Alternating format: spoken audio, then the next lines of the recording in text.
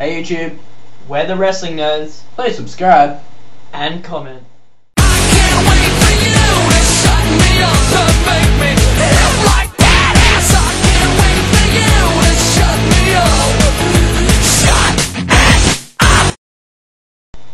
Hi guys, it's Jason here. I'm one half of the Wrestling Nerds. Yes, it's just me. There's no Ashley today. Now, I'm sorry about the lighting. The light above me blew, so I have to put up with a lamp in my face. But it's better than nothing, okay? I'm here for my thoughts on Extreme Rules. Just happened today. It's not really going to be on the wrestling side of it, but more of the results and the storylines following it, because the wrestling was solid. Okay, so there are spoilers in this video, obviously, so if you haven't seen it, please just don't watch this video. I don't want to get in trouble for ruining WWE's replay value like supposedly we did with our WrestleMania review. I don't want this video taken down. Thank you very much. So I have an idea. WWE is great, so that should satisfy those bastards for a while. Just kidding. Not really. Anyway, let's get into it. Okay, so first thing you notice is there's a lot of short title reigns. They've been ended, which is something that's occurring a lot in WWE at the moment, and I think should stop. Okay, the first match was Kofi Kingston's victory in the four-way between him, Matt Hardy, MVP, and William Regal. Now that was expected. You know, he's had it for 6 days. Even with this unexpected, even with this ridiculous short reign thing they've going on at the moment, you still expect him to win.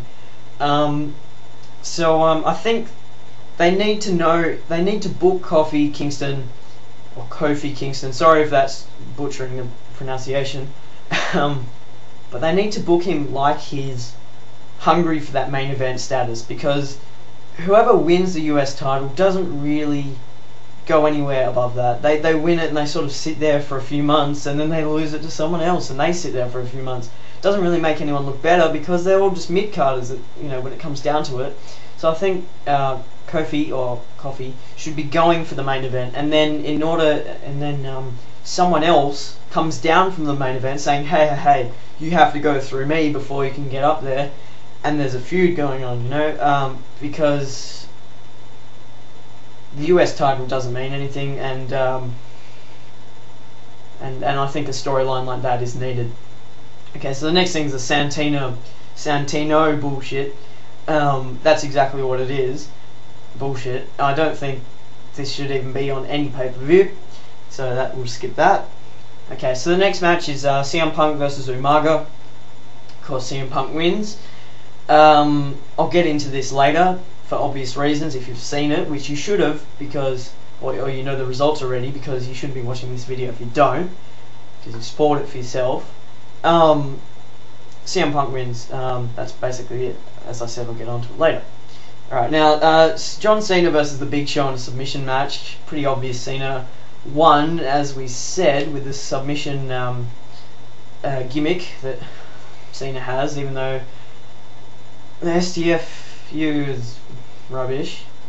But of course he won. I think the storyline's treading water. It's not going anywhere. It's one of those 4 pay-per-view ones. For some reason it's always 4. They always have 4 pay-per-view matches and then it disappears.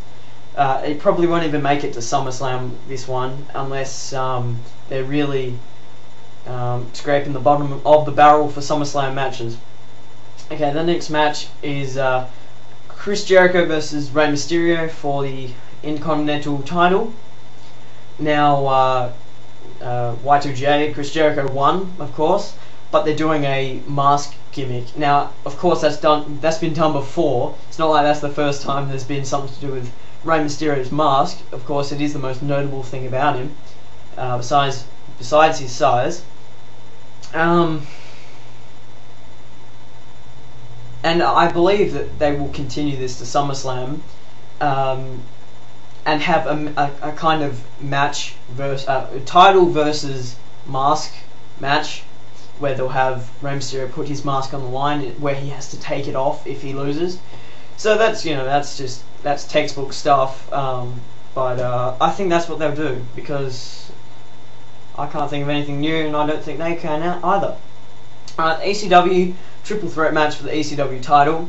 Now, people wanted Tommy Dreamer to win because it's the it's the underdog story. It's the old veteran. It's pretty much the wrestler, Mickey Rourke. It's it's the old veteran going for one last shot and winning the title. All I can say is, isn't that nice? Because even though everyone's so happy about Tommy Dreamer finally winning, where's that belt going to go now? If they're going to continue with this gimmick that he's running out of contract, that title is going to have to be vacated or something, which makes the title look bad. Now, my view is if they had have had Jack Swagger cost Tommy Dreamer the title in that match by, for instance, Tommy Dreamer just about to win, for instance, on the 2 count, and Jack Swagger beats the ref, and then and then beats the crap out of Tommy Dreamer, which is actually in the rules of the hardcore match. But just an example, he does that and then wins the match. So Jack Swagger's the champion, right?